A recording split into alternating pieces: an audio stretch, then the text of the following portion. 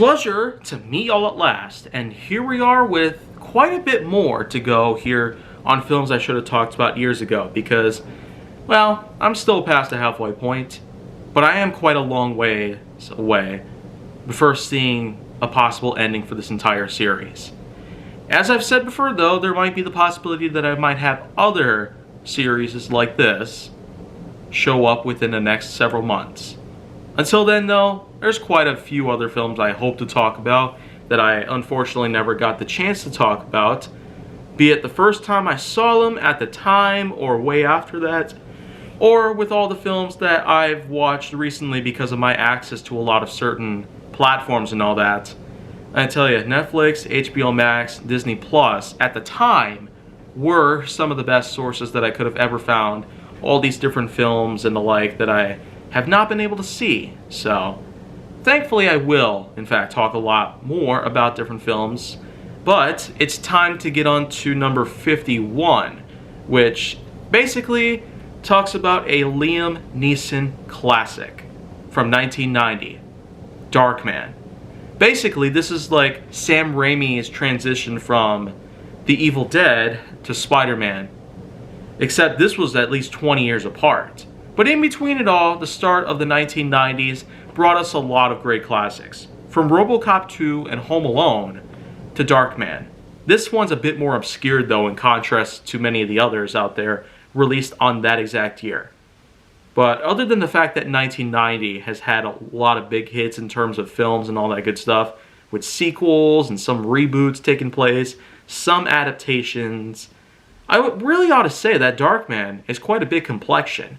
There's been a lot of things talked about it, controversies and conspiracies that have been pretty much confusing this whole entire time. Even more than 30 years later, we still have a lot to learn about this whole series.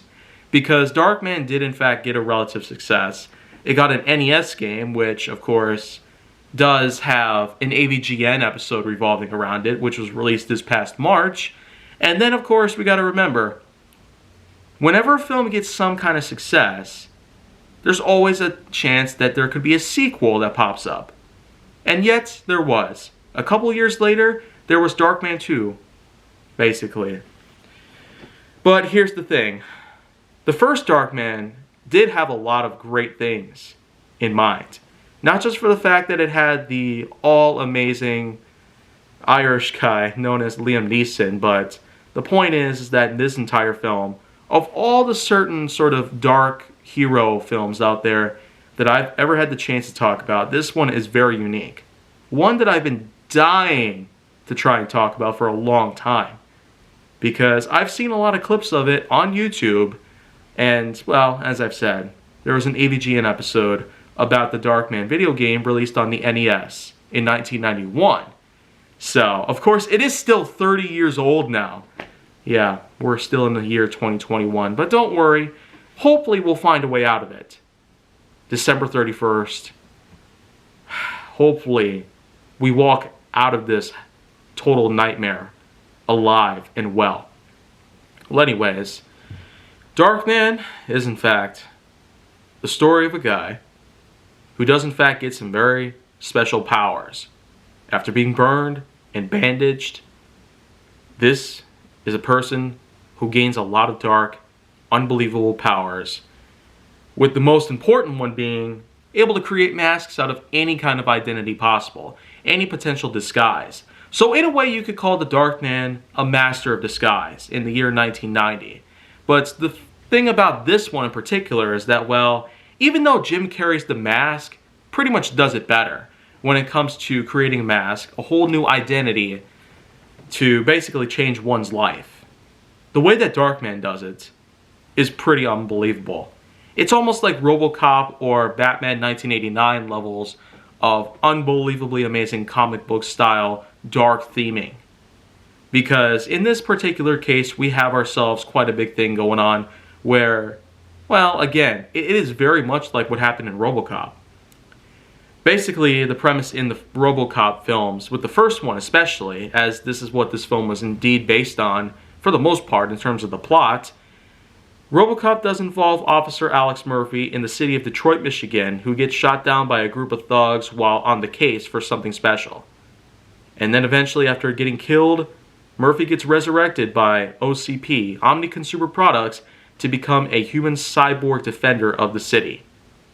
So, the premise in Darkman, though, is almost the exact same.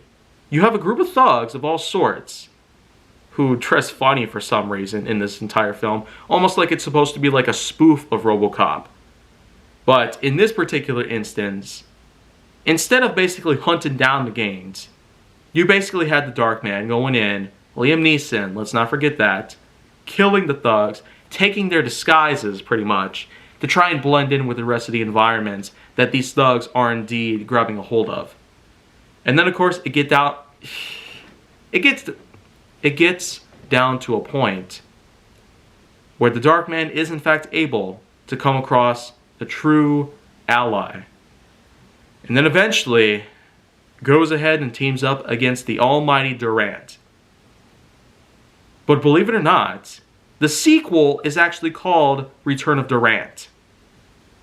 Like, that's crazy. Because the ending of this film does in fact involve the Darkman being hung on a helicopter, shooting grenades out at people of all sorts. And then it eventually gets down to the point where Durant ends up getting killed, and then of course the true, well, sworn enemy of the Darkman happens to be a corporate owner known as Strack. So it's, again, very much like what happened in the ending of RoboCop. The arch nemesis at the time, Clarence Boddicker, ends up getting stabbed by RoboCop, and then the true enemy that RoboCop has to face is Dick Jones, a guy who runs the Omni Consumer Products Corporation itself. And then once that happens, well, when RoboCop does take care of Jones, then, well, all is well, and it seems to end well right there. In here, it's definitely the same. But you really got to take notice that the big difference between Darkman and RoboCop that eventually sets upon would be the sequels. RoboCop 2 was released in 1990, the same exact year as Darkman 1. And Darkman 2, Return of Durant, well, obviously it came out later than that. But the point is, RoboCop 2 did not bring back Clarence Boddicker, because that's just what happened. Boddicker got killed. Durant supposedly should have gotten killed by that explosion. But no, that is not what happened. No. So, that's the real big difference right there that I can identify. Other than that, being a Sam Raimi film, before Spider-Man and after Evil Dead, it was in fact appropriate for its time that Raimi did have to have some sort of missing link, if you will. Again, please check out the AVGN episode about the Darkman video game if you really want to get into some more trivia based on the franchise itself as it is now. And otherwise, if I want to give this film a score, I really do have to mention this one scene where the Darkman goes out with the spouse to a carnival where, you know what? This is probably the best part in the entire movie, and maybe the best part the 1990s ever had to offer in the history of my entire life. Liam Neeson knocks over some bottles at a stand and basically had won, pretty much. Knocked over all the bottles in the stand. And then asks for a pink elephant. And let me tell you, if there's anything that could ever be better than this, then you know we're going to be having some problems here. Why else would there be a huge struggle that takes place between Neeson and the game operator? Like, how on earth could you get any better than that? The 1990s were so full of some amazing things out there. This tops everything. Not even so far, because I've really seen so much from the 90s. This tops everything I've ever seen. More than Dunkaroos, more than the PlayStation, more than anything you could possibly imagine. This one scene in the entire film sums up the entire span of the entire 90s without even going very far into the 90s. So, yeah, you can look at it any other way, but man, what a scene. Neeson breaks a guy's hand shoves the operator through the machine. Man, that is incredible. Definitely check the scene out for yourself. Well, anyways, if I want to give this one a score, then well, no more distractions here. 7.0 out of 10. It almost seems like I'm being a little too high here, but you know what? This is, in fact, an honest person talking about different films that should have been spoken up on many years ago. So 7.0 is just my scoring of Darkman 1990. Maybe someday I might have to talk about the sequel, because if I talked about this, then maybe that's what's going to happen. People are going to start talking about this film and then requesting me to review it and all that good stuff. I probably will have to do just that someday. But until that happens, well, this is what you get when it comes to Darkman in general. So, well, that's all for today. But if you want to see more go down on my channel, then make sure that you like, subscribe, comment, follow me on social media, and stay on the Hollywood side.